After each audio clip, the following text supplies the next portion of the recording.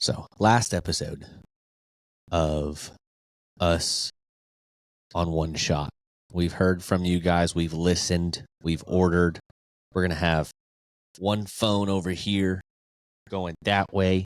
We're going to have one phone over there going this way. And we're going to transition. Look at that donk. We're going to that would have been caught on camera right there. Bow. We're recording. I know. I'm saying it would have been caught on the zoom in. So we're going to be doing that starting next week. That way you guys can see us from a different angle as if you needed to. Let me take you to a place nice and quiet. Okay. Nice and quiet. Take it nice and... Oh, sorry. Never apologize for that. Never apologize, period. Well, that's not true. If you trip an old lady, you might want to say sorry. And if I trip an old lady, it's because she deserved it. You still might want to say sorry. She could die. What? How hard do you trip people? Old people got them brittle bones. I have brittle bones. And that silky, smooth, wrinkly skin. I thought you were going with that. What's up, buddy? How are you? Welcome back, guys. I'm not talking to a wall this week. Why are you talking to a wall? You weren't here.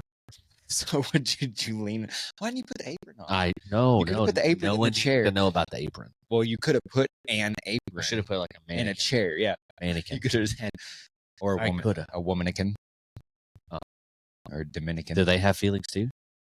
Mannequins have feelings now. Dear gosh, everything has feelings nowadays, and we have to respect them. I don't. I'm a little behind. Yeah, and that's okay. I was in Atlanta all week last week. Yeah. Doing some L training. Why? You're probably crashing. I'm not crashing. I never got up. Pause. I said it. Take it how you want. Oh, pause.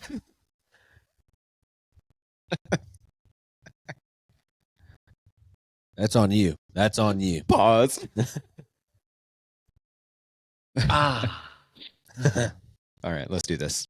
What's going on, everybody? Welcome to the We'll See You Later podcast. This is episode 4, brought to you by Happy's Energy and Nutrition. We're going to talk all things sports and entertainment from our point of view. I am Jeremy. This is your other co-host. I am Jordan, and it's so good to see you guys again. I don't apologize for my absentee, but I do say thank you for hanging out with Jeremy during my absence. During my absence. Words are hard sometimes. Most of them are for me. But we're here for another episode, and we're going to roll you guys through this. So there you go. Let's go. Big walk. That's really good. The other one. That one? I feel like every time it's different at this point. It is. Every time. There's no consistency in We'll just, whenever Arkansas is playing bad, we should make it just bacon sizzle. Bro, we're going to burn that bacon. And you just hear So, the bacon's burning at this point. Yeah. Can we call that our bacon meter? That's what we should have as a bacon undercooked meter. Bacon? Yeah, just we're cooked. We're out. We're cooked. Yeah. We're not letting them cook. We are cooked. Right now, the Razorback basketball team makes me want to cook bacon with my shirt off. And just let the grease just attack my body. And do hello, good mornings over it? Yes. Yeah. Just stand over and hover. Yeah. That's the state. The state we're at is just a 125-pound bar. Hello, good mornings over sizzling bacon. Yeah. Over 5 pans. Just no shoes either. Horrible. All right. So no apron. Did you watch any of the Razorback basketball? I did. Yeah. I watched a little bit of it. Okay. We're going to talk about it. Okay. All right, guys, we're going to go right into our pig walk section. That's our favorite section to talk about all things Arkansas sports. The season is still going, so we are going to continue on with Arkansas basketball. We did pick up a win. We got a win this weekend against Georgia. If you bet the over, you're welcome. Hey, Devo didn't miss a shot. He didn't, but Devo Davis is back. One shot. Is back. I'm sad that he's back, and not for the way that you think. Okay, because that sounded really rude. It's not for the way you think. I'm sad because the drama was amazing. Well, I thought that they were feeding into it really well. I don't think the drama's done. No, but I was eating it up. Like I said in episode 1, I feast on drama. Yeah. And I was reveling in everything that was going on. I feel like it's still going to continue. I feel like the drama still continue. I But need the truth. Devo comes back, goes one for one, early hits a 3, and goes 1 for 2 from the free throw line. Hello. Gives us 35 minutes and 4 points, 4 rebounds, 3 assists. Almost lost it. Gave us a turnover late, and I thought we were screwed. And then the foul late. That didn't make any sense. Up 5 with 3 seconds left, a foul from the 3-point line. Thank God their guy accidentally made the last one to where it really put the stamp on for us. See, that's my kind of Devo. That's the Devo I like. The non-productive one? Productive. He was productive, just not on the stat sheet. How? What do you mean how? How is he productive? He was aggressive. Sure. He didn't take a bunch of dumb shots. He took 1. It's not saying he didn't take. He didn't. It's not that he. Time out. He didn't take any dumb shots. He didn't take any. He took 1, and he buried it. And then he got fouled. So at the end of the game, still he went 35 minutes, and about 5 seconds of 35 minutes, he shot the ball. Listen, you know how they say that you don't like in other people what you don't like in yourself. Yeah. There's a reason I don't like Devo. Why? I am Devo. What do you mean? Oh, I play super aggressive defensively, and I have no business. Oh, it fell. And you're worried about mine. That's what I said. Yours scares me, and mine did fall. Go this way. And I have no business taking. If we're playing a game to 21 as a team, I don't need to be taking more than 5 shots. Oh, I'll take 2 or 3. I'm the guy because I will shoot. I just hate it. I will foul the hell out of you. Like You're our Kamani Johnson. Yeah, I'll body you up. I am the annoying one. I won't even get the rebound, but I will literally. But I'll tell you this: if you go up for a dunk, just be prepared to take me with you. No, like we're going together. Maybe if we were still in our early 20s. I'm not talking about me blocking it. I know. I'm saying I'm hanging on to your back. Oh, that's why I said maybe in our early 20s. You don't do that nowadays. What do you mean? We're old, man. You mean don't dunk? No, or don't hurt nobody. Don't hurt nobody. We're too old for that. Bullshit. We're too old for that. We're too old to be dunking too. We are false. Why are we too old to be dunking? If we're too old for me to take you out, we're too old to be dunking. Don't get up that high if you don't want to come down that hard. I'm not playing with you. If your feet get near my shoulders, best believe I am running through them kneecaps while you're floating. To jump for while you're floating. To get in near your shoulders. I don't play that. I don't play it. I don't play that. That's why I don't play basketball. We'll be in a church league. I'll get kicked out real quick just because I will foul, or I'll foul out within the first 3 minutes of the game and I'll just sit there. You have to earn it at the strike. Okay. So Devo comes back. But here's a little bit more drama that that happened today. Devo has a contract with 103.7 The Buzz. Okay. And he is supposed to be on that radio show. That's part of his NIL deal. They gave him leeway last week, obviously with everything going on, that he took a hiatus, and they respected that. He was supposed to be on this morning, no-showed him. And they talked about it. I say, do you think it's just because he doesn't want to talk about it? But still, though, they said that they had communicated with him, and he said he would be on today at 10 a.m. or 10:30.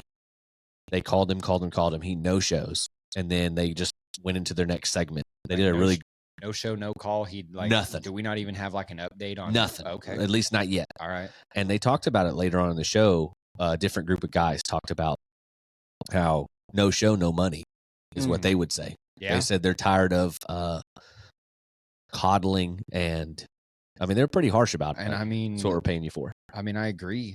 Especially that's what kids have to realize with these NIL deals is like you're signing a contract to represent a company or a program or a radio show. Like you've got to own up to that. That's teaching them the responsibility that they need to learn now. Oh yeah. So Devo still has not said a word.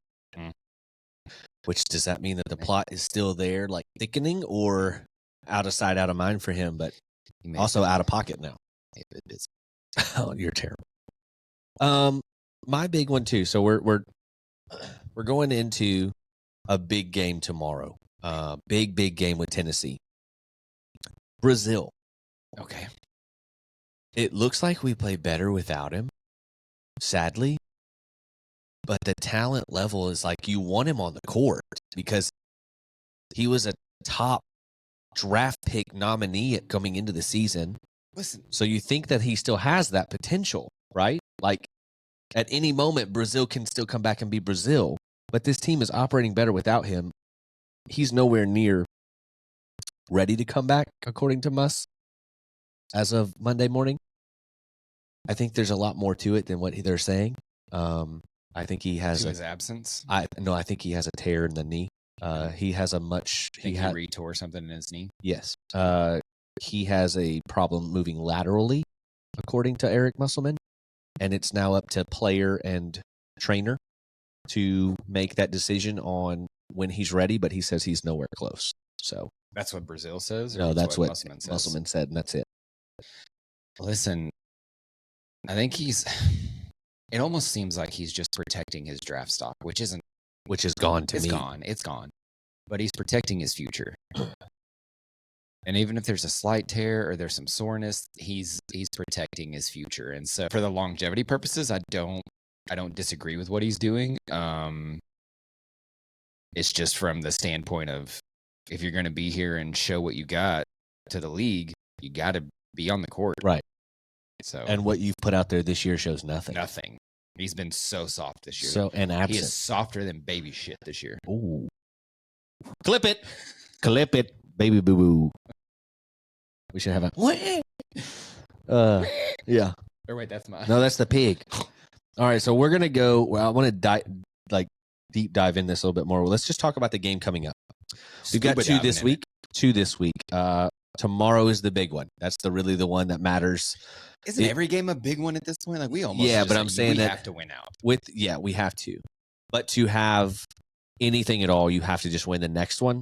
So we're not gonna really. Mississippi State is Saturday. That's not really all that important if we get dominated by Tennessee. Yeah. But we have Tennessee this week, number 6 in the country, 17-6 overall, 7-3 in conference. The line has not been set, but I'm going to guess it's going to be between 8 and 9. I would imagine favoring Tennessee. I think the over-under also around 150. If you're a gambling man, I'm betting the over. You're betting the over? Yes. Where's it at? Oh, it's in Bud Walton. Oh, yeah. I mean, I'm betting the over. What's the over-under on three-pointers made? I don't know. I'm taking it. But the over-under, I'm guessing it's not out yet, would be about 150. If it's around 150, 151-ish, I'm going over again. We did that last week. You're welcome. The over hit. This is where this game is kind of confusing to me. Tennessee should run us out of the gym when you look at it. But then I started deep diving. They're 11-1 at home. They're 4-3 on the road. They're not having a great. And Bud Walton's tough to play in. If the fans show up, not this year, right? But I'm saying if the fans show up, it's a tough place. Now, if you get hot, you can quiet that crowd fast. What's Tennessee's 3-point shooting like? I don't know. Because take whatever their percentage is and double it in Bud Walton. I'm telling you, man, this is Bud Walton Arena. Every team that comes in, snipe all day. Right. So, it's like JJ Redick takes the Space Jam ball and holds out his Space Jam ball, and then everybody that walks past can just shoot, can just touch it. Because I swear, JJ Redick, one of the, in my opinion, best college 3-point shooters of all time. Yeah, and that's what everyone looks like in our gym. Oh yeah, even the except for us. So if we have heart, I don't know how we can hang with them the entire game. Ellis has to play out of his mind. Yeah. So I'm sadly gonna project a loss, but I'm gonna, in my heart, think that we're gonna win. I'm kind of with the spread. I think Tennessee wins at like 81-71 or 80-71. I think it's either 10 or 9 point spread there. Could be a 20-point blowout. It could be as 95-44. Here's my prediction. A lot to a little. Nope. If Devo takes if he takes 4 or less shots, we win by 2. By 2. What's the score? Don't care. No, you got to pick it for the spread or the over-under. What are your projections? I'm going to go 76-74 Arkansas if Devo takes less than 4 shots. Okay, if he takes more, what do we lose by? We lose by more than 10. Oh, wow, it's a blowout. Okay. I want the You heard it here Devo. first. I want the long sleeved, long sock, Like shirt like upside, yes, the upside down headband Nike check Devo to come back. And I want whoever he's guarding to be locked up in a straitjacket. And Devo can have 8 to 10 points. I say like 1 3, a couple layups and free throws. Because that's what I think he's great at. Hitting a couple mid-rangers. For my shots, free throws don't count. Okay. And then I think if he can get to the line, if we attack Tennessee, we can hang with Tennessee. But how aggressive will we be? That's the biggest question. Can we stay aggressive defensively? They're scoring offensively about 80 a game. We're scoring about 76. There's not a big space there. No. They struggle on the road. They've lost in conference, they've lost to South Carolina, Mississippi State. I forgot who else. Who's your projected MVP of the game? If Arkansas wins, if we win, MVP? If Arkansas wins, who's your MVP for the game? Tremont Mark. He hasn't been showing up lately like the old Tremont Mark. If we can somehow, and I don't know if this is possible because we haven't seen it, if Tremont doesn't have to just take over and the rest of the team stinks, the past couple games the team has played a lot more together, but it feels like everybody's roles have condensed and does that make sense? Like Tremont was doing so much and everybody else was kind of standing around. Mm-hmm. If Tremont can do that with everybody else still doing their condensed role. You mean expanded role? Yeah, I'm just saying like it's their own little thing. It's not like anybody's doing anything massive. Staying in their lane. Yeah. Right. Like because Tremont was doing everything to try to keep us in a game and everybody else's stats were crap. Now it's like everybody's kind of doing a little something, little something, little something, little something. And then Tremont has taken a step down to let that happen. Taking a backseat to everybody else so that they can like he's not if he can be the guy and put us 24, 26 up there and then everybody else can keep in their lane. I'm digging a big man comp trio right now. Lawson, Graham, and Mitchell. I'm digging that little. How about Mitchell? The man has come alive. He's come alive. So has Graham. Graham with the little spinner runner. Graham has always been that small forward to me. He is one of the prettiest guys in the block with footwork, that little hook shot. The man's got it. And then I love Lawson on the length. If Lawson could somehow learn to jump, actually jump more than 6 inches off the ground, he would be almost unstoppable. But he just has no height, and he moves so slow.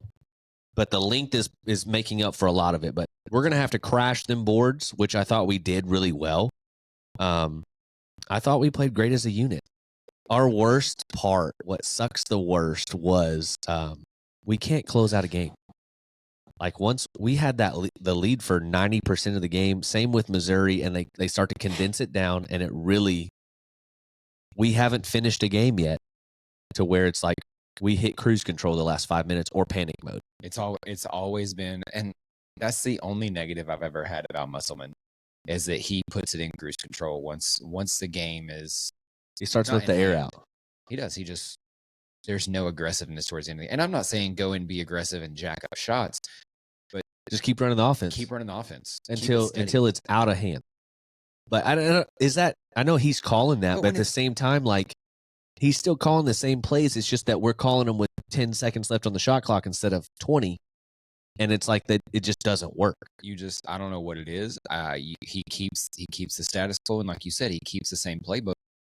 And I don't know if he doesn't want to, dude, if you think you're at the point where you're running it up, put someone else in. Yeah. Let them run it up. If you have your backups running in, if I put those guys in, let them score, let them run it up. No one's going to be mad about that. Right. I think too, what sucks too is when he starts to let the air out of the game, it's like it comes out on the defensive side as well. Yeah. Like the defense they're so relaxed that they're giving up layups within 4 seconds of the other team. That's ridiculous. And that's what happens. So if you're gonna peel back the aggressiveness, you do it on offense, but then you can't do it on defense. You got to keep the same intensity on defense, or you're just gonna give up. Yeah, I think that we can't do that. We can't turn it on and off. We've got to keep it on, or it will be off the entire time. Yeah, and then it's panic mode. So your projection is Hogs by 2 if Devo is 4 shots or less. Without being not including injured. free throws. Without being injured. Right. If he gets hurt and goes out of the game, that doesn't count. My hopefulness in the Arkansas Razorbacks is a 4-point win. A 4-point win. A Okay. 4-point win, like a 78, 74, maybe 80, 76 kind of vibe. Mm-hmm. You have to hold them below their average. Yes. And we're going to have to step up just a couple. I understand that's a blanket statement for any team you play. You want to hold them under your average but a game like this, an SEC game at home, you have to hold them under their average if you have any chance of winning. Yeah. But if they're on and we're in trouble and they start to we hit that panic button early and they jump out on us early, I think it stays a little gap there and we might close it late. And I think 80-71 Tennessee is what I'm leaning towards. Okay. But being a Hog fan, I'll never give up hope. So I'm going to pick 78-74 Hogs. Is that part of your hopeful Hog section? Hopeful Hogs. Hopeful Hogs. And then we have Mississippi State Saturday. They're 16-8. Again, if we don't beat Tennessee, we have to win out every game. So if we don't, it matters, but it doesn't. The only seeding that starts to affect is the SEC I was going tournament. to say, after losing to LSU, we have to win out. Yes. That's the only option. That's the only option. If you have to put these quad one wins up, and we have 3 of them at least. Yeah. We have Alabama, Tennessee, and Kentucky. And we got to win them all. What about, is Duke a quad 2 win right now? No, it's a quad one. I'm just saying, like, what's left. Oh, okay. Like, what's left, I think we have 3 quad ones. Yeah. So I wanted to talk to you guys also about Razorback basketball. Not here to talk about next year because this year's not over, but I kind of am. I read a cool little article about who's eligible to come back. So I wanted to speak on it and who's not. So eligible to come back versus who's not eligible. So who we are 100% losing next year. No ifs, ands, or buts about it. They have to go retire or go to the NBA or go overseas. We are losing Jalen Graham. Okay. We're losing Mitchell. We're losing Harris, who hasn't played much. We're losing Davenport. He's a senior. We're losing Lawson. And we're losing L. Ellis. All of those guys have to go. They have to. They're gone. They don't get like a super senior Nope. eligibility? Okay. But did you hear who I didn't say? Brazil? Who is eligible to come back? No. Ready? No. Ready? Don't say it. Nope. I will get up and I will walk out. Battle is eligible to come back. He's a sophomore. Minifield is also a sophomore. I like Minifield. I do too, but his game just ain't, it didn't match with what we're doing yet. He hadn't found his flow, but I really like him. Pinion, he's going to transfer. Blocker, yes. He's a freshman. Fall, freshman. He just needs to put a bit of muscle on. He will. I mean, look at freaking Vanover in Missouri. That boy ate Vanover. Whenever he was with us, he looked like Skeletor. Caveman. Yeah, he looked like Skeletor. Now he looks like a caveman. Until we meet again. So he'll put on weight. 3 guys that are eligible to come back. Do they come back? Tremont Mark has 1 year of eligibility left. Okay. Does he leave? Does he stay? Dun dun dun. Should I stay? Trevin Brazil has another year of eligibility. He's going pro. I don't know if he's going pro or he's transferred. I don't know. It'd be his second year to transfer, so I don't know if he can start right away. Didn't they stop that? Yeah, Brazil. I mean, I think his draft stock is poop right now. I really do. So, like, does he take a chance and go?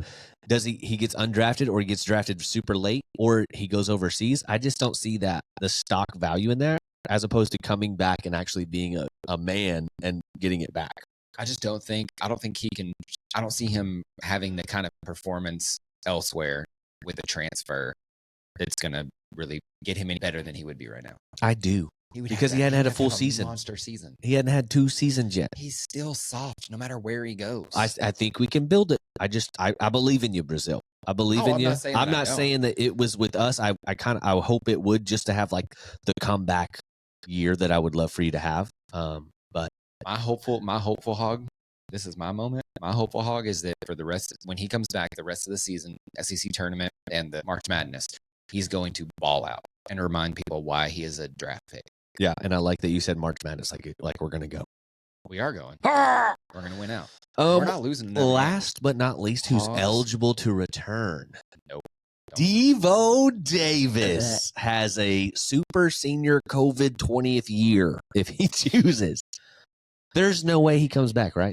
After all this, right? I truly would love to see Brazil, Mark, and Davis come back. I don't know what. Battle, I don't know, because I feel like Muss has given up all hope on Battle. I don't know if it's a bad locker room guy, which is what I'm going to lean towards, because I don't think that Muss would take him out just to take him out. I think that there's got to be some more behind it. I don't know, but I really was all about Battle because I thought he was like the next JD Note. I really felt like that. I thought he was going to be better. Because he shot. His shot was great. But I think something's happened in that locker room, and Muss is just benching him, and he'll transfer. Yeah, I don't think he comes back. I hope Minifield does. I hope Blocker does. I think Fall should. I would love Tremont Mark, but if he keeps playing good, his draft stock might go up. And then Brazil and Davis is still that weird one. I don't know. I really don't. I don't know how that's going to work. You don't want to see either one of them come back? Oh, I do. No, wait, look, pause. No. Not Devo. I don't want to see Devo back. Do you think Devo, he's not going to transfer? What would he do? I think we've seen it. I don't know what he does. But here's my reason for not thinking he should come back. Not should. Here's why I don't think he should. We saw the downfall of him walking away from the program. He is already sadly losing respect of fans. And I don't want him to come back, and because you think about it, him coming back for another year, you're not like, yeah, Devo's coming back for another year. You're like, he's coming back for another year. I'd be pumped because I feel like we have such an opportunity. What have you done for me lately? Right, I understand that, but it's the same with Brazil. Like, if you want Brazil to come back and just be a madhouse, I want Devo to come back and be the freshman. I want to know if that dog is still in there, and it's still in there. I just have so much hope that dog is still in Devo. There's just a mental block that he can't beat right now. And I don't know if he ever does, and I hope he does. I just truly think that if you had a fully healthy Brazil, a fully all-in Devo, because Devo loves Coach Muss so much, and it's like he would take a bullet for him. And these past 2 or 3 years, mentally, it's got to him, and I don't know why. Yeah. And that's not for us to judge why or how. I just know that he mentally feels like he's slowly checking out, and I wish that every year that bond between him and Muss would get so much closer that it's like he is Arkansas. Like he had the potential, and still does to me, if he came back to be one of people's favorite Razorback basketball player of the Muss generation, because he is all in all the time. But I feel like the past 2 years he hasn't. Like, he was all in last year towards the end of the season. Like, he ramped it back up, and we're like, this is the guy. And then everybody lost their mind when he said, I'm coming back. And then this year, but it's not just him, it's the team as a whole, sadly. And so I'm like, I wonder, with a new team, with new guys, is it this team is just bad, or is it that everybody that's playing just really doesn't give a shit? Yeah, that could be. Or I don't know. I don't want it to taint his legacy that he has, and I think he deserves it does better. already. You think he's already tainted? Yeah, sadly. Then why do you want him to come back? Because I think the redemption. I just think that this year has put such a bad damper on him and Brazil. Like, nobody is happy with either one of them.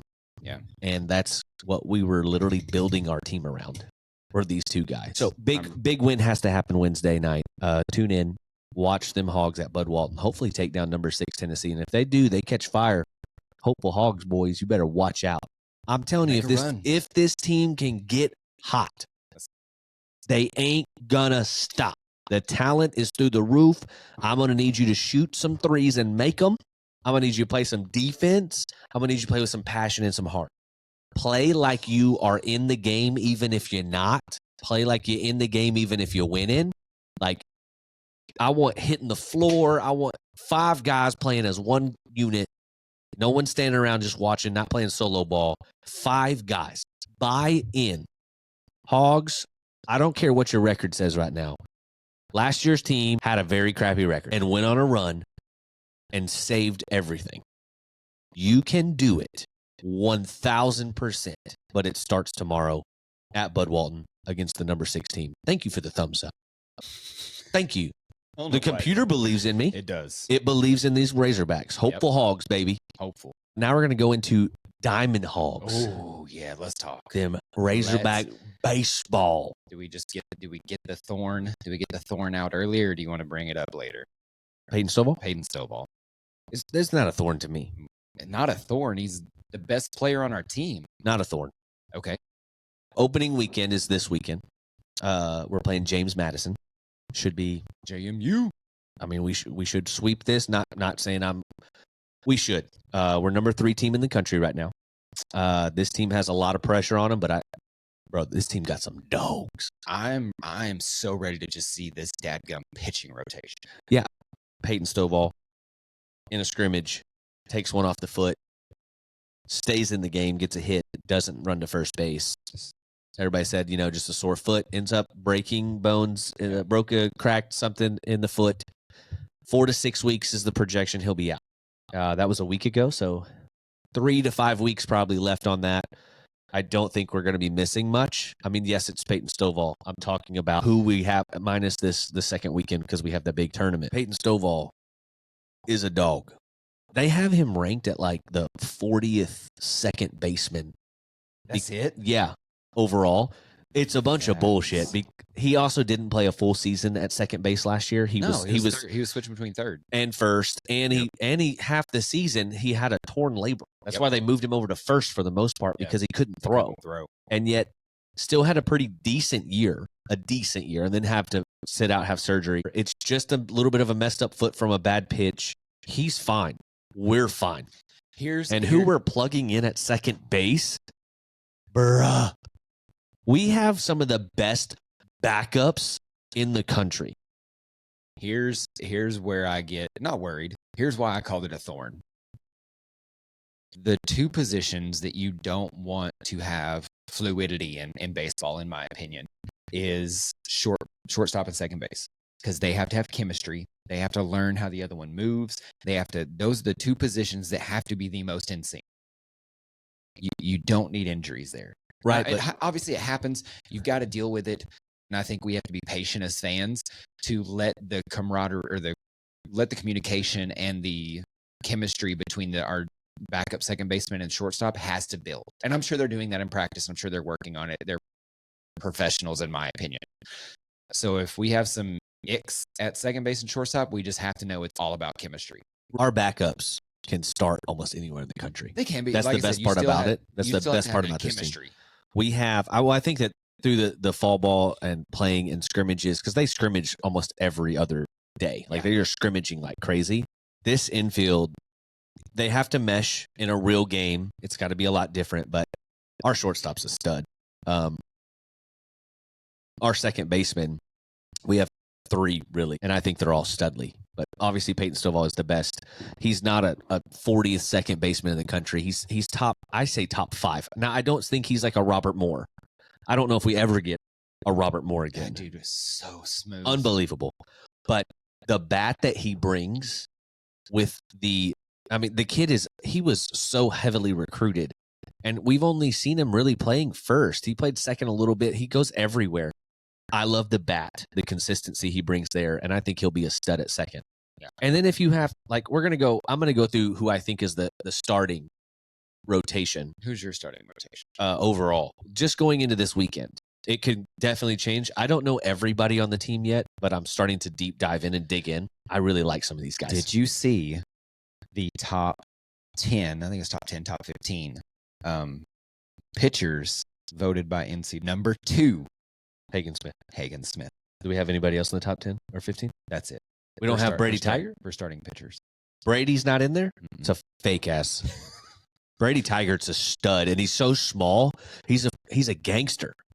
He's a gangster. He is, dude. Brady, I love Brady's game. Hagen brings some stank. Brady Tiger is like my favorite pitcher to watch because he don't look the part. He wears the high pants, and he has the loop, and I'm telling you, he's going to be a stud. If Brady's not in it, bad list. You don't believe it? Nope. I mean, I do believe in Hagen Smith being a top 3 or 4 pitcher. Yeah, he was number 2. I think Hagen is going to start game 1. He needs to. We're also, pause.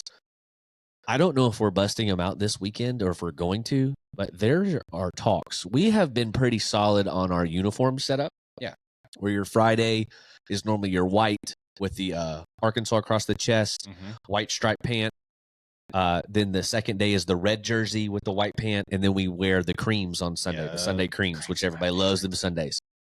There are talks that there will be a uniform drop this year, a new one. I don't know what day we would wear it on, and I don't know if it's even really going to happen or if it's just going to be like a one-off or a special. I'm hearing about a pig pinstripe. Like it is a white jersey with red pinstripe. I don't know if it's top to bottom, but there are talks. Somebody dropped a picture, and it said like Arkansas across it, white jersey, red thin pinstripes, like the Yankees. Can't take your eyes off the stripes. Right. We might be pig pinstriping it. Do we call that a pig stripe?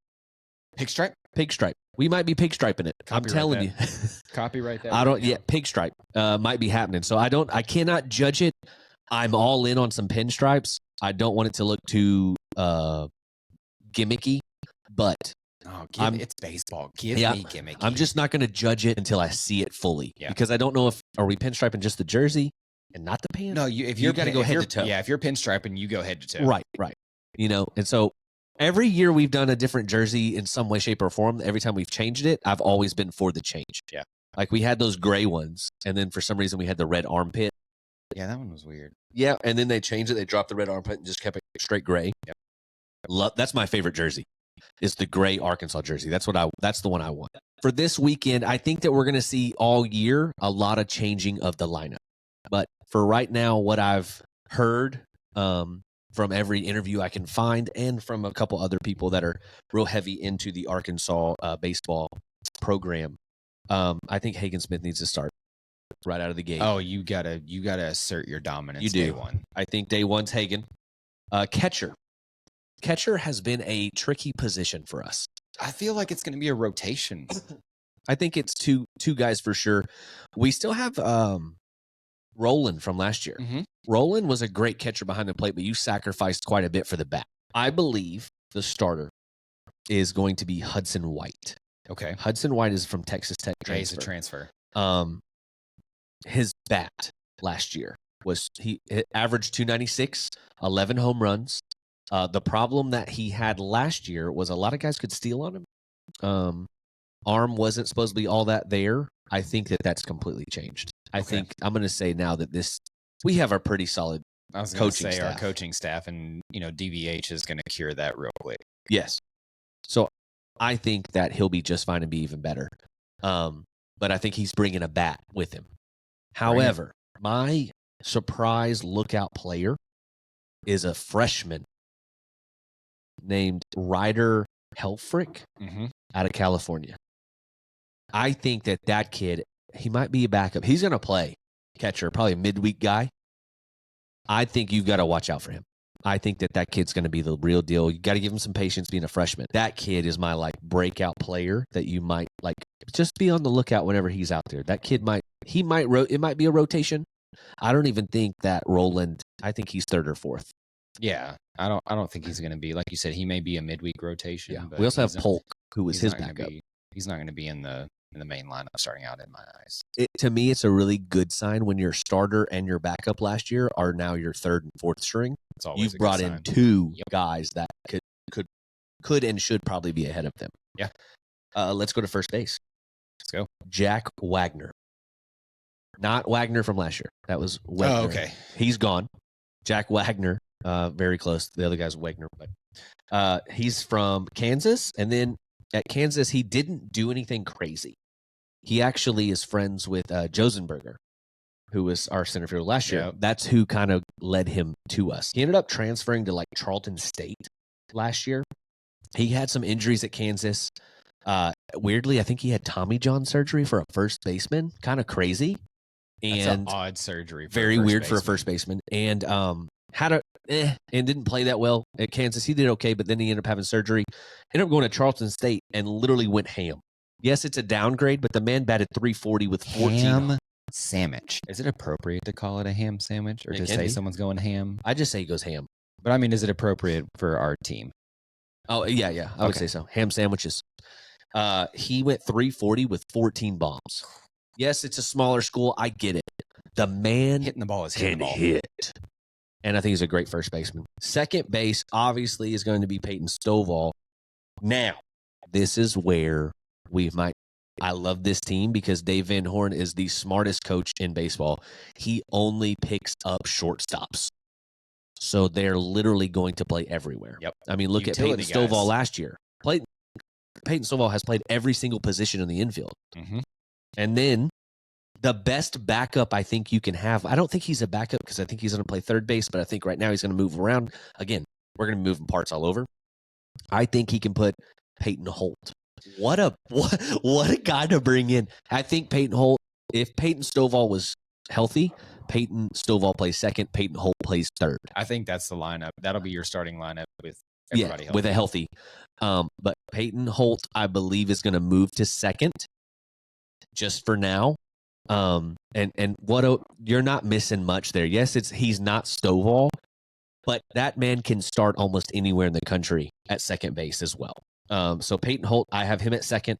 Guy that I think you need to look out for. He's a freshman. Hawaii.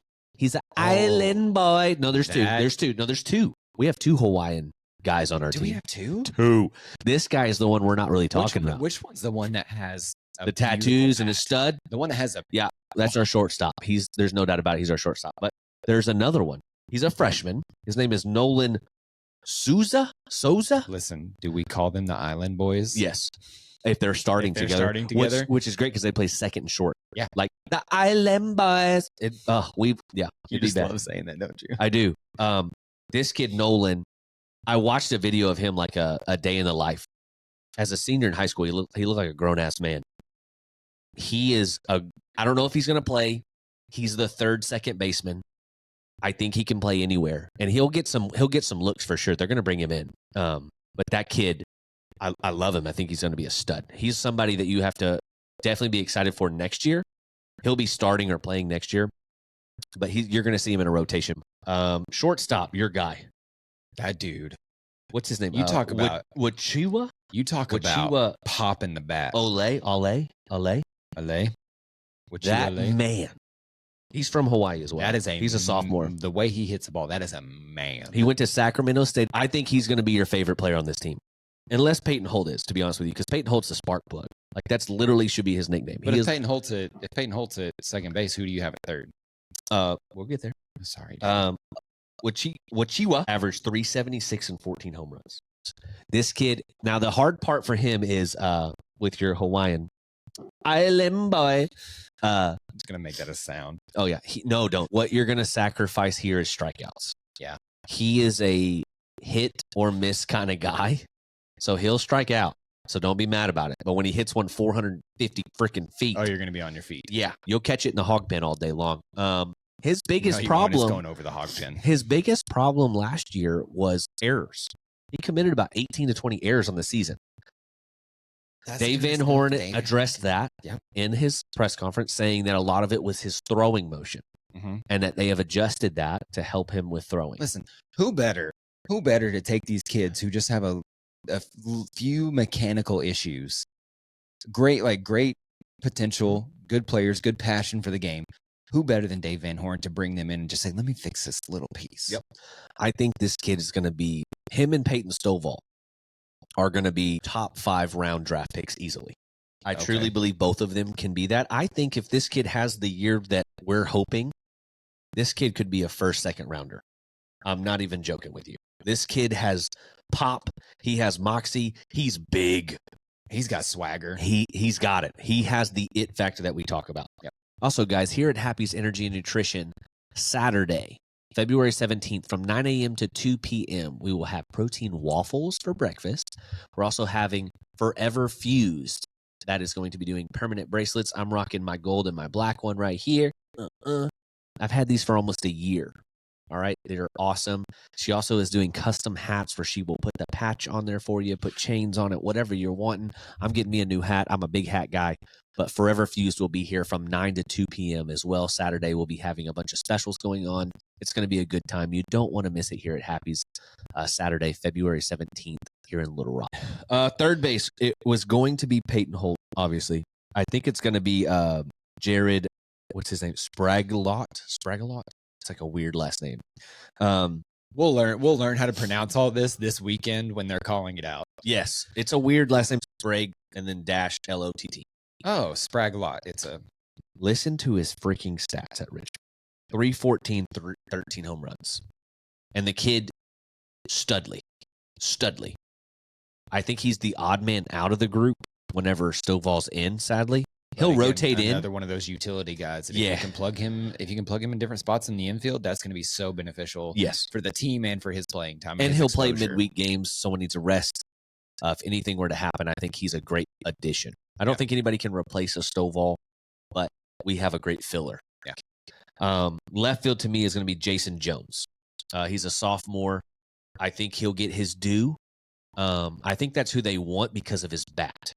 The man can hit.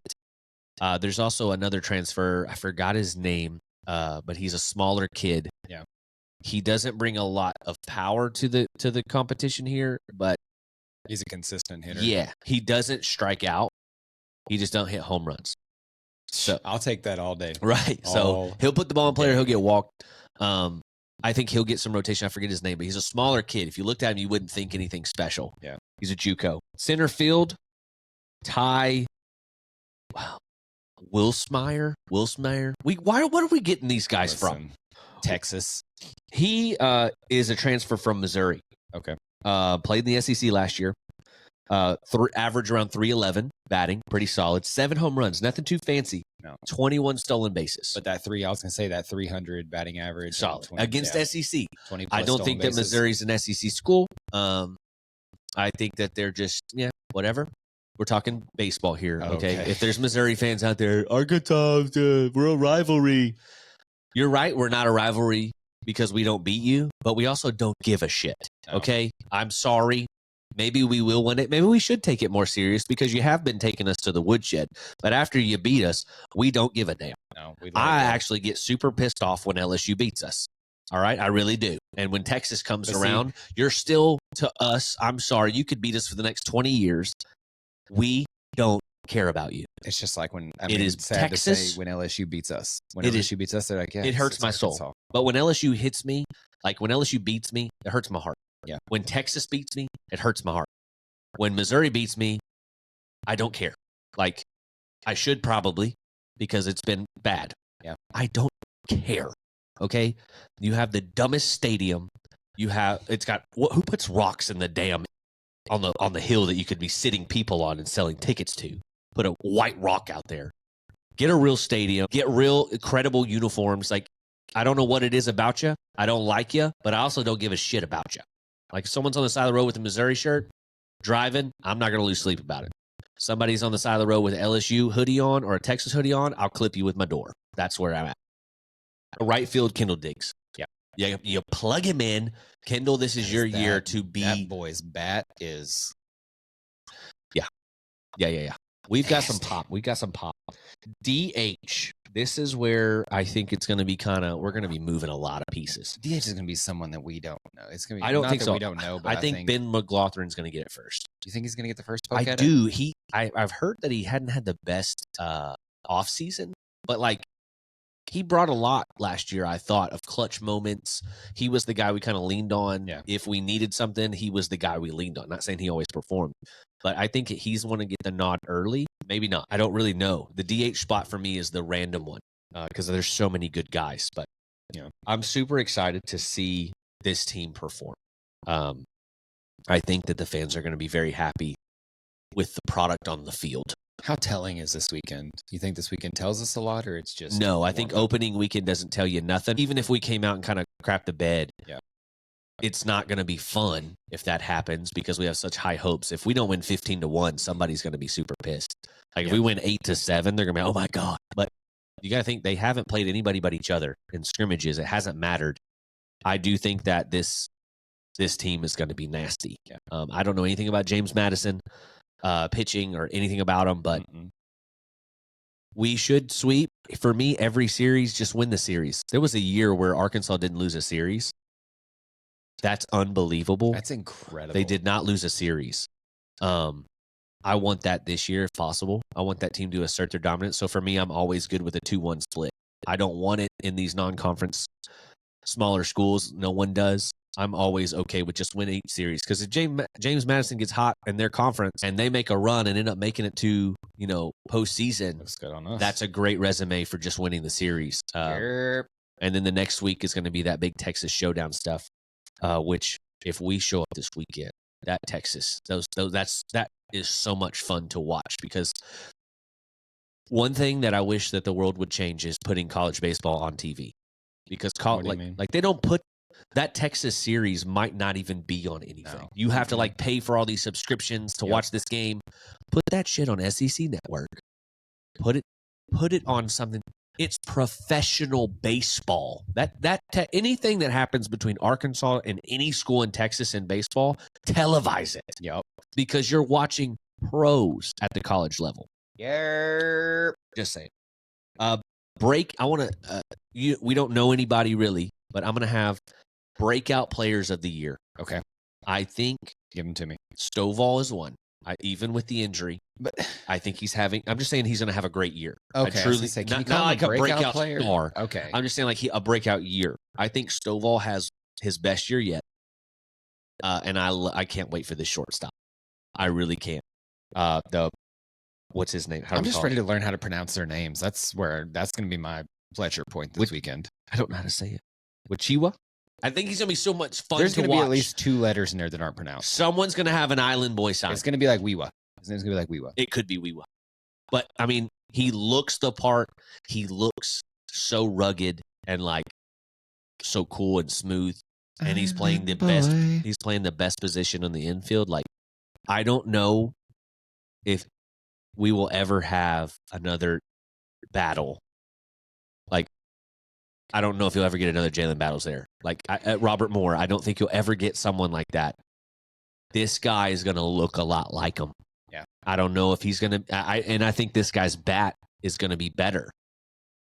That's the best part. Okay. I think this dude, you're going to have to take some strikeouts. Oh, yeah. But whenever he cranks one, it's going to be pretty. Yes. It's going to be pretty. He's got pop. Sound like heaven. He's got pop, but he will miss too. But he's not afraid to swing and miss. I'd rather have someone swing and miss than just stand there. So that's who you need in those SEC games and who you need in those tournament games. When you get to the College World Series, you need those guys who are not afraid to swing. And I felt like at times the past couple of years, we've had guys who are afraid to just swing. Yeah, this team's not going to – they're not. They're going to swing.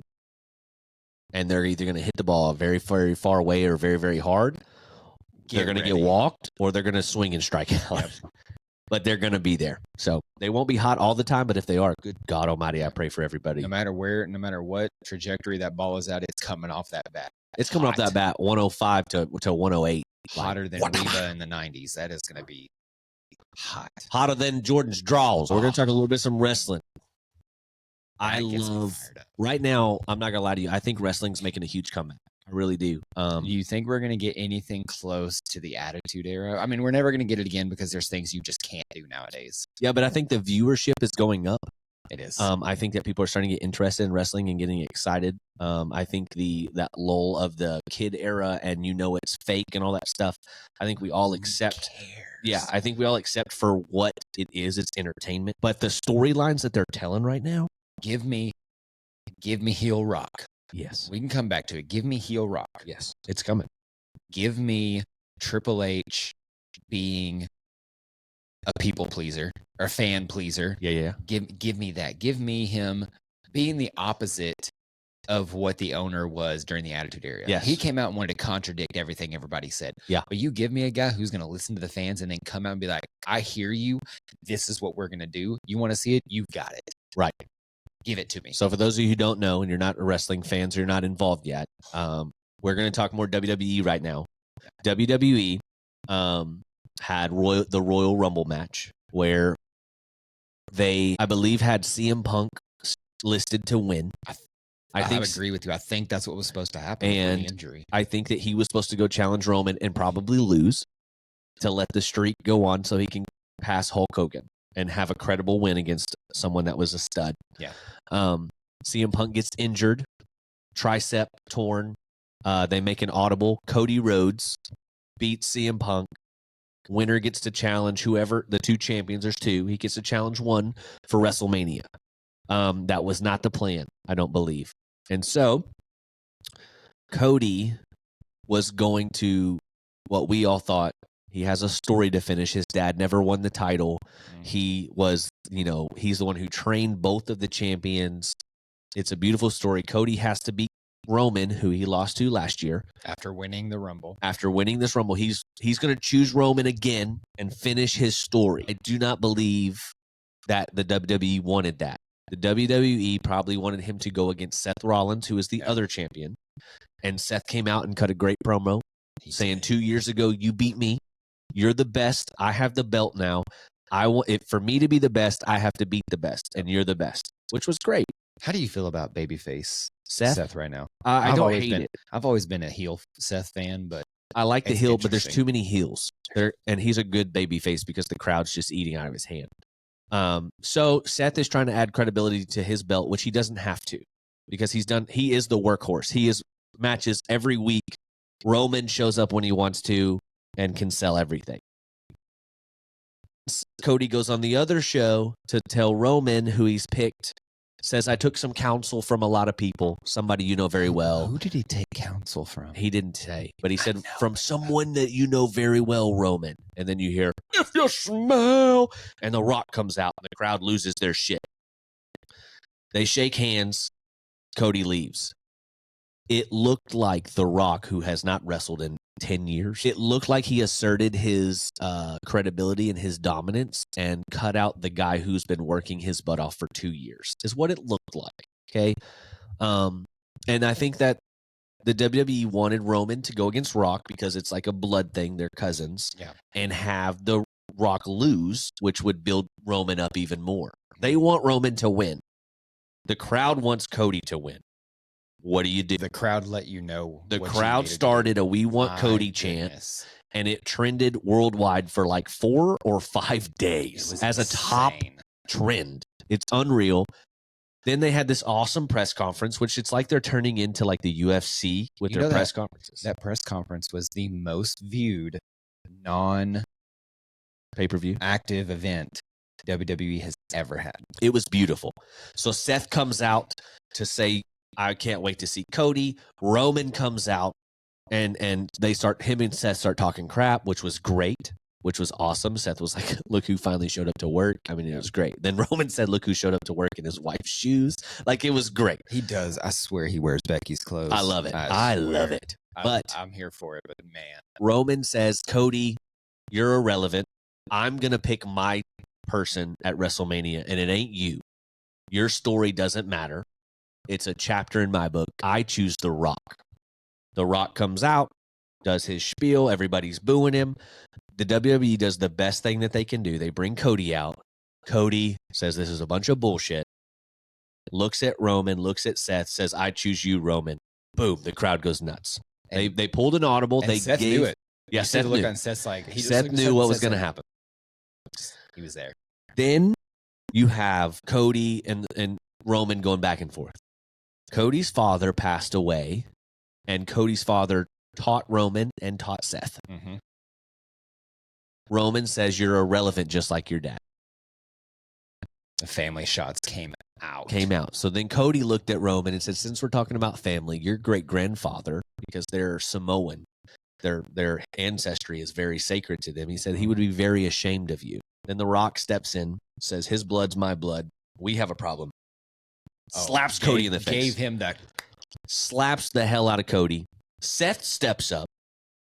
Perfect. Rock's face. In Rock's face. It looks like we're going to get an Elimination Chamber. Roman and Rock versus Seth and Cody. Yeah. I would love that. We had Monday Night Raw last night. Mm-hmm. Did you see their promo?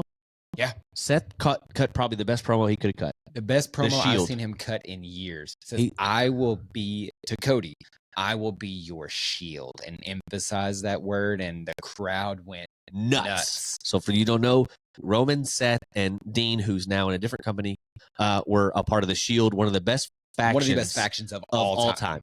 Okay, to me, second to the NWO and DX. Okay, like those are the ones I think of like the best ones. Yeah.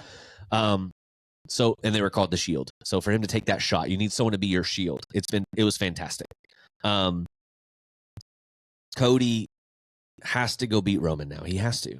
I don't know how this works at WrestleMania. That's the story that has to happen. Has to happen. Cody has to beat Roman. He has to beat him now. But I'm super excited for Friday night. That's going to be Roman's time to talk. The Rock will be there more than likely. They're going to talk. Here's the problem I'm having with it. The Rock needs to be number 2 out of this. Roman has to stay strong and be number 1. That's where my problem lies, is because Rock's flexing too much. The last 2 promos we've seen, The Rock is kind of the leader. He's overshadowing Roman, and Roman's not talking. Roman's not. He is, but he sounds like a lackey. Yeah, Roman's taking a back seat. Roman is as far as wrestling in the ring, Roman is one of my favorite wrestlers in the world right now. Just what he does when he's in the ring. Yeah. And yes, he needs to lose the title. It's time. It's time to revamp the system. He needs to lose the title. He needs to lose it on top. He needs to lose it with gumption. Right now it's just like, okay, it's time for him to lose it because he's not even center stage right now. And I don't want that to happen. I don't think The Rock should be center stage for all this. Roman needs to reassert being head of the table, being the tribal chief. He needs to not be overshadowed.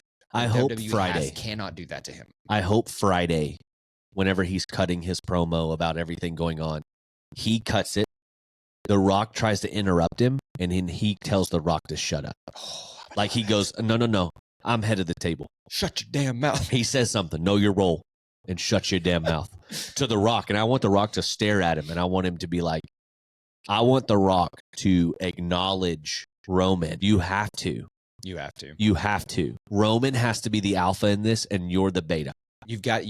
But if not, then what has Roman been building for 2.5 to 3 years? Point. Roman has to sit there and look at The Rock and be like, this is my job. You're just a piece. And The Rock has to either accept it. Because if The Rock says no, then what's the point of him being there? He has to come back and have a match. It needs to be against Seth and Cody at Elimination Chamber. Yep. But yeah, I'm excited for that part because we haven't seen heel rock in forever. And I love it. And he coined the phrase, Cody crybabies or whatever, which is great. But like, Cody is the new yes movement. Like the crowd is speaking. Triple H is listening. I'm excited to hear and see where this goes. It's storytelling at its finest, and it's cinema. And I think at this point, putting that story aside, I love the people that the WWE is pushing right now. Oh yeah, your main cards on Raw right now are guys I want to see do well. Yep. You have Sami Zayn, Shinsuke Nakamura, who I think is an underrated wrestler. Yeah, and Drew McIntyre. Yep, those are 3 guys I will watch. I know I say this a lot, but those are 3 guys I will watch in any match. Yeah, they're fantastic. Mm-hmm. And the fact that the 3 of them are feuding right now, give it to me. Oh yeah, it's gonna be great.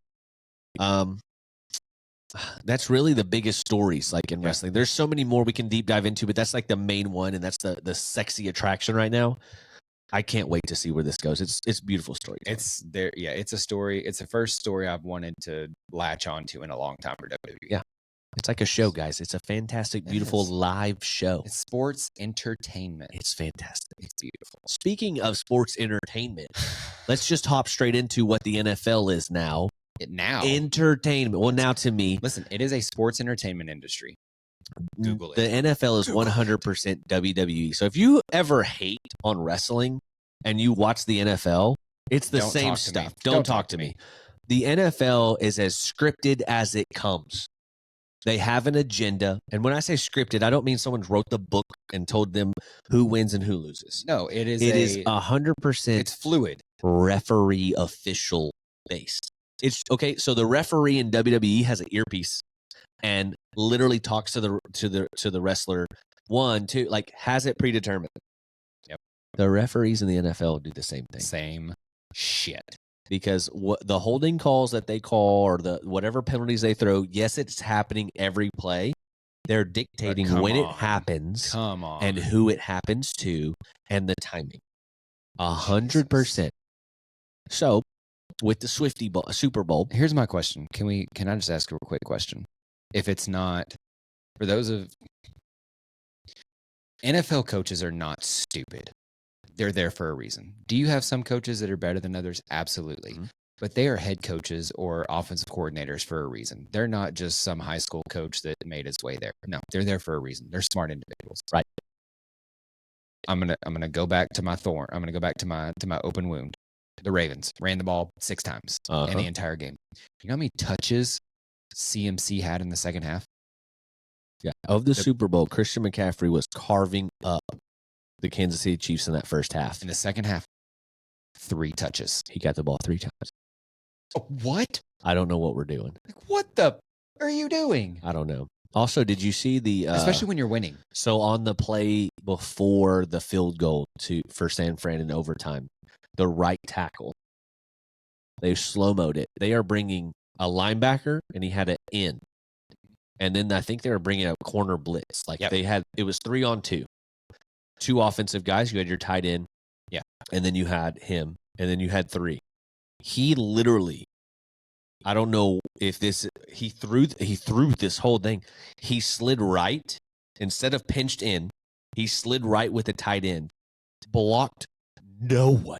No Linebacker body. And D end come flying through. The tight end picks up. Brock Purdy does his fake, literally turns around and has to throw it. Whoa, that's the coolest thing ever. And that's what Brock Purdy saw. Yeah, he got lit up. Bro, who was the wide receiver across the middle? Wide open in the end zone for a tutty. And then even the out route that he couldn't throw, like he just threw the ball up. Both were wide open. That O lineman touched no one. If he just clips him, that's a touchdown. It's a touchdown. Brock Purdy's not missing that throw. Nobody's missing that. No arm man's not missing that throw. Okay? I'm telling you. There's so much. That's not BS. But the penalty calls, what is called, what is not called. It makes it, for granted, if you're a Kansas City fan, you're loving it. And why wouldn't you? But for just an NFL fan, it makes it no fun for me. Yes, but also you said this and I loved it. What did you call Kansas City? The epitome of mediocrity? Yes. Yeah. The most mediocre team. Super Bowl champion. Super Bowl. It is. That team was not the best team in the NFL name another team in the NFL that's won the Super Bowl where you were like, by the end of the year, you're like, I'm really not impressed with what they did. Yeah. It wasn't a comeback story. No. They tried to make it one. You're the underdog in every game. You're on the road. You're never the underdog when you have the best quarterback in the NFL. Right. You're never going to. You're never the underdog, and you're also never the underdog whenever the penalties are stacked against the other team. You have the best quarterback, the best tight end, and a top 5 defense. You're not an underdog. No. Not even close. Stop it. And the defense is solid. Like that defense is great. It was a top 5 defense. Their run defense was trash, but their points, they were second in points per game. Yeah, so and they were like number 1 in turnovers. You're not an underdog. The NFL was trying to paint a picture. Yeah. They're trying to paint a picture that this team was so. Yeah, they're oh my God, this team is the team of destiny, the Swifty team. No, they painted a picture. All of you fell for it. I was one of them. You fall for it until you start to see what's really going on. That team was not that good. That team was destined to win as soon as Taylor Swift hit the screen. She'd raised over $300 million for the NFL before the Super Bowl. Good for her. And I'm not against it. I'm not against it. She brought so much attention to the sport. You knew she had to be at that Super Bowl. And the reason they had to win was because everybody had this thought, or maybe they were going to get engaged. Yeah. That's a true thing. People are still looking at it. He had a better game. I could see it. Yeah. He didn't. Yeah. He played bad. He had an attitude. He pushed Andy Reid.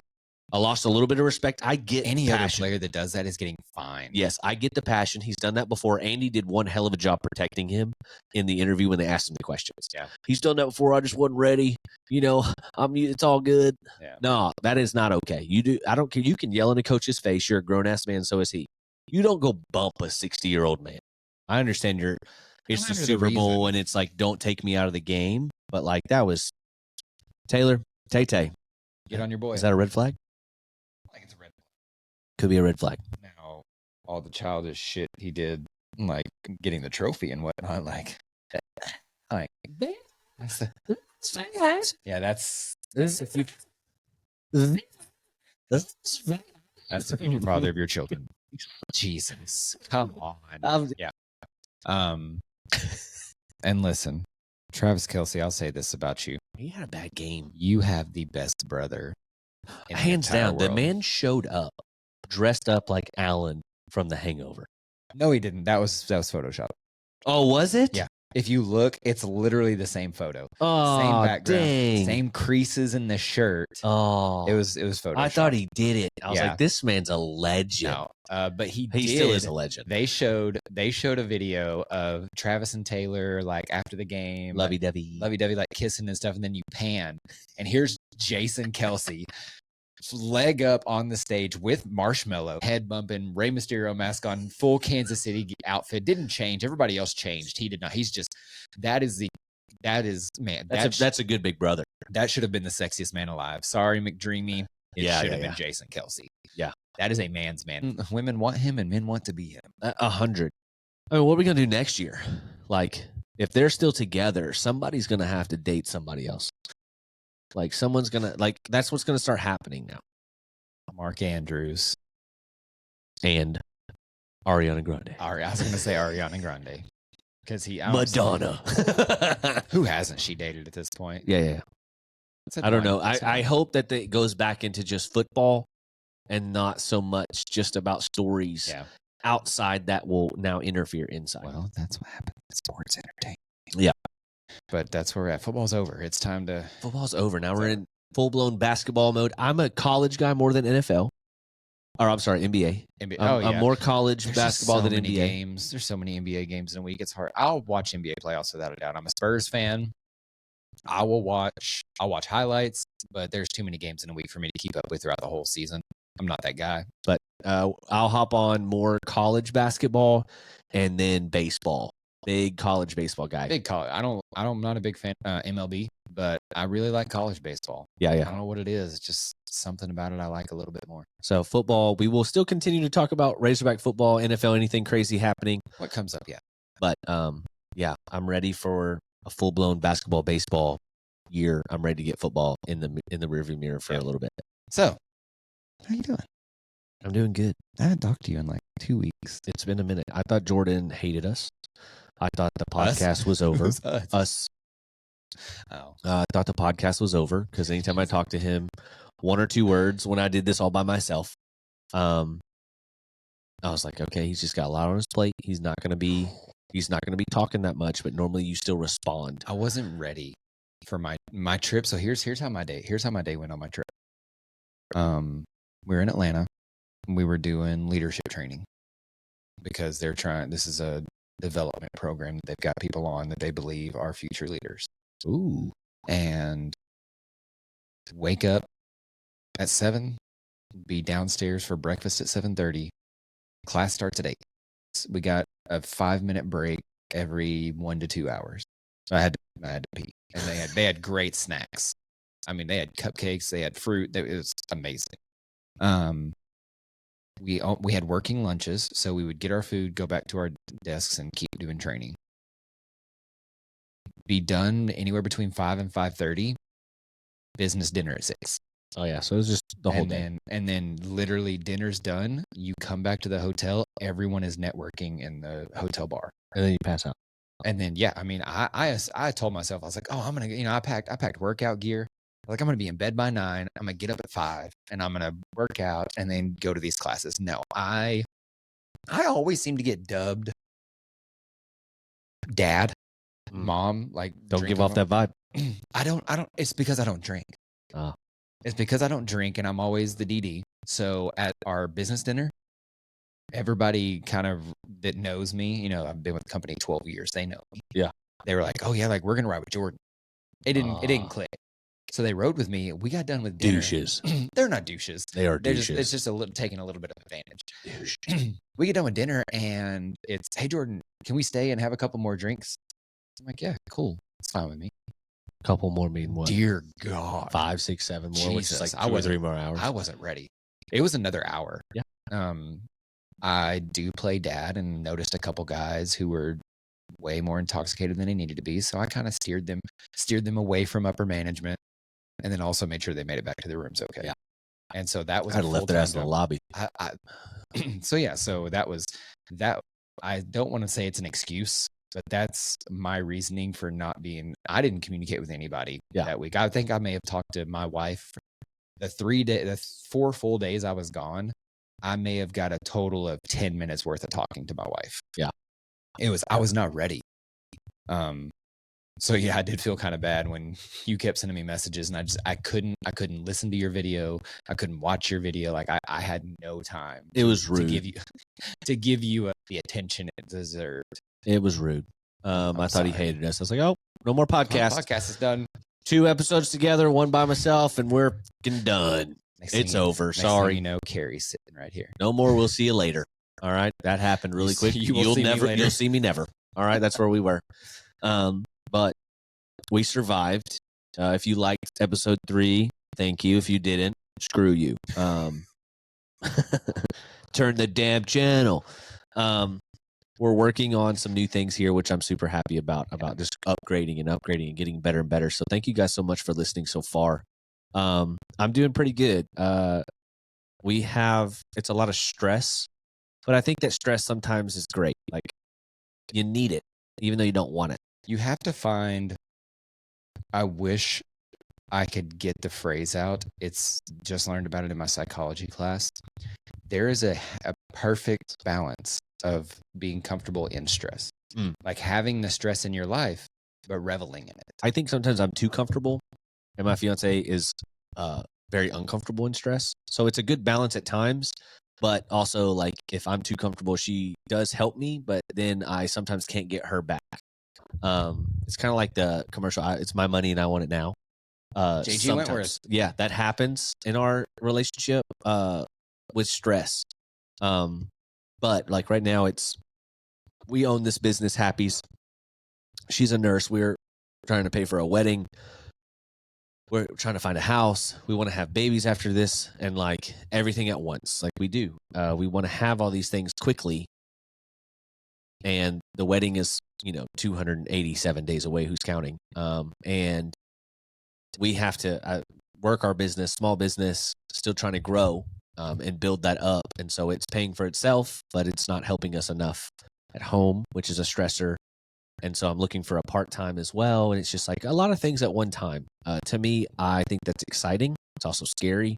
For her, it can just be scary and stressful. And so we're doing good, doing great, have high spirits, high hopes, have some things in the works that I'm working on to hopefully help us have some job opportunities that are actually presented. Just working on timing and making it work. Have to adjust our hours here at work a little bit, but it's going to be great. It's going to be fantastic. Okay. Pressure, stress makes diamonds. Like, I'm not freaking out. Just my fiance is. Listen, just the one takeaway I want you to go with: believe in yourself. Oh, yeah.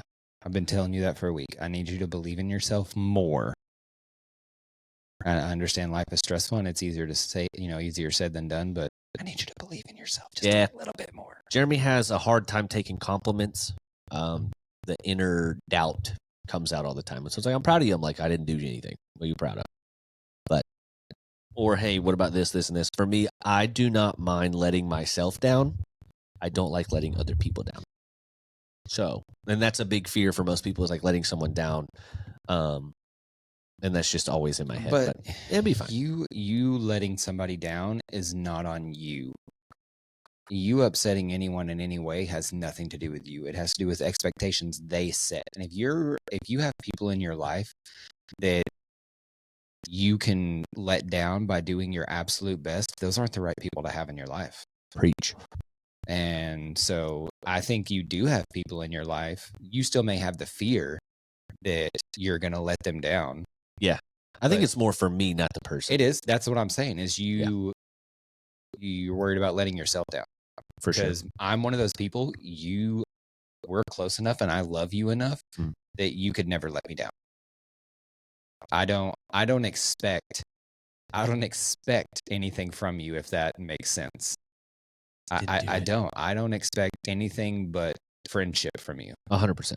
And so no matter what we go through, no matter what we do, you could never let me down. And I want to throw a phrase out there to everybody that I had to tell my wife. And when I spoke these words to my wife and she had this realization for the first time, she wept. I mean, granted, my wife has a baby, but she cried. I said, even if you do, like, say you disappoint somebody, say you disappoint somebody, Yeah. say you just do, say you do something and you disappoint somebody, that doesn't mean there's a difference between disappointing somebody and being a disappointment. Just because you disappoint somebody does not make you a disappointment. Yeah. It just means like, aw shucks, like this thing happened. I'm disappointed about the situation. It does not mean that you as a human being are a disappointment. Yeah, it doesn't define you. So go with that. Take that and know that even if you are doing your best, then you will never truly let somebody down, because they will respect and love you enough to know that you did your best. And then if that's the case, you're not letting anybody down. Right. Did you hear my stomach growl? I heard your stomach growl. I thought you were letting it rip over there. I was like, man, right in the middle of my speech, he's just, No, man. I think I haven't had anything to eat in a little bit. That was a big rumble in the tumble. Where's Carrie at? Are we going to go eat after this? No, we're probably going. She wants grilled cheese and soup. That sounds right. She says she doesn't, but she also says she's like not feeling the best. Like, I think the weather. Yeah, well, it's such a yeah. And so she's like, I want you grilled cheese and soup. And for me, grilled cheese is 5-star no matter what. Don't care. Yeah. So I had this talk today with somebody. So it's great. It's always awesome whenever you feel stress to have someone else come in and you can tell is got weight on them as well. And then you can try to help them. Yeah. Which I think in return is like you're preaching to them, but you also can listen to what you're saying. And for me, I know everything's going to be okay. I always look at what's the worst thing that can happen to you.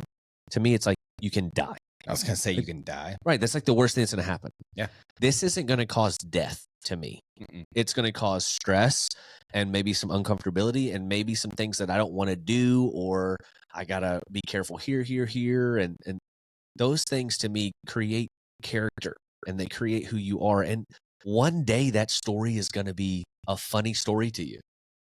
You're going to laugh at it. You are. You're going to laugh at about how broke you were or how you had all this bad stuff happen to you. Whatever it is, it's going to be funny, or it's just a piece of the story. And so we have friends that we had to talk about, and we hugged it out today. And Good. And what I like to say whenever you're under stress to somebody, no better person for the job. No better person to have the stress that you have right now but you. Nope. There's no better person who can handle it. You know what I used to like to add to that? Yeah. It's okay to not be okay. We said that too. That was great. It's okay to not be okay. It is. You ain't got to have your shit together. None of us do. We just pretend. 100% of the time. When Unless stuff you're born hits with the a silver fan, spoon in your mouth, no, you ain't gonna be okay. When stuff hits the fan, do you ever notice that people just disappear? Like when stuff hits the fan in your life or their life, they're just not there. Yeah. It's because they can't handle it either. Like, so no one has their stuff together. I don't care who you are. You ain't got your stuff together. If you do, it's like putting a little paper airplane together and going into a tornado. I say if you do, then you need to be teaching others how to do it. Yeah. You need to be sharing that knowledge. Yeah, it ain't a thing. Question of the day. Question of the day. I like to open up with these questions of the day to give you a little bit of a rattle. Would you go a week without sight or a week not being able to speak? Just a week? A week. Like a week of you cannot say a word no matter what, or blind. One full week. I'd go without speech. Oh, yeah? Mhm. Okay. Because if you're blind, you're going to get a lot of sympathy. You're going to get a lot of... You are. Like, are you not? Like, yeah, like, but you went with like... I just meant like for personal. I know. It ain't got to be like sympathy. No, but like if I'm blind, I get front row parking. No. I'm doing a comparison. Jesus. So if you're blind, here's why I didn't choose blind. You're going to get a lot of sympathy. You're going to get a lot of sweet words. You're going to hear a lot of kind things. Sure. If you're speechless for a week, you're going to hear a whole lot of truth. Oh, you try to go deep with it. You're going to be doing a whole lot of listening. And they all, it's always said like the less you talk, the more you hear. Yeah. Because If either I did people the aren't going no to notice you're there and tell you everything, or, because some people just, once they start talking, they can't stop. Yeah. So you're going to hear a lot without talking for a week. I would love to do that. I'd like to go 24 hours without talking. If I can't speak, I would take my ears with them because I don't want to hear your bullshit. Because if I hear it and I can't respond to it, that's prison. Because I'm the person who I love entertaining bullshit because I love stirring the pot. You're an instigator. I love it. And I love awkwardness. So if you say something, today this happened. I didn't have to say anything because I couldn't because we were in traffic. This guy cut me Were you off. looking for your chapstick? I was not. This guy cut me off, right? He's getting on the freeway, which I don't have to let you in. Mm-hmm. I don't. This guy literally cuts me off. And actually, like, he's behind a guy. So he cuts him off. As he cuts me off, what I love to do when someone cuts me off like that, I don't flip you off. I don't. I want you to feel like a dumbass. So I just start clapping. You do that too? I clap really big. I do the whole. I clap so big, and then I start thumbs up and I'm praising you. I'm literally in my car being like, "You're amazing. You're the best driver in the world. You are awesome. Great move." The guy in front of me goes back into the right lane, like into the ramp, rolls his window down, waves me by. I stop and roll my window down and yell, "No, I insist you go in front of me." He's waving. I go, "No problem." So I pull up next to him, right? He then whips in behind me and, like a coward, goes to the left lane and, like, hammers down and then rolls his window down, flips me off. That was excessive. It was. That was a lot for him. So what did Jeremy do? Got behind him. Oh, dear. Started clapping. Thumbs up in him. Passed him on the freeway. He kept his window down. Also, he did the flip off where it was low. Oh, he's like, yeah. Like I only saw his finger. He was probably just giving you this finger.